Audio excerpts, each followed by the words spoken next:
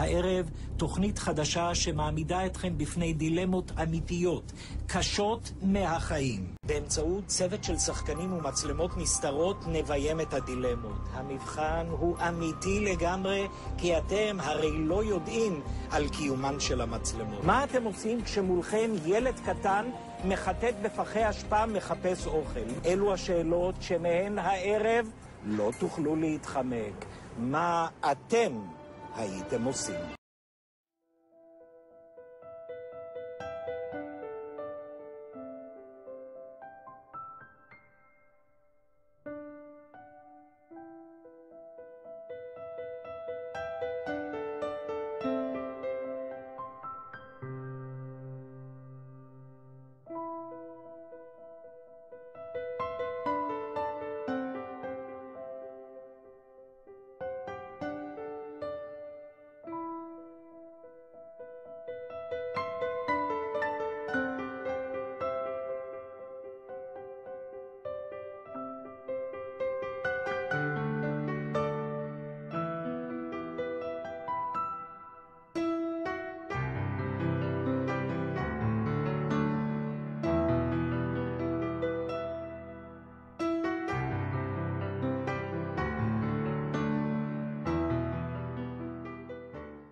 חביתה, עגבניה ותפוז או תפוח, לחמניה עם גבינה, קצת פתיתים וגם מרק.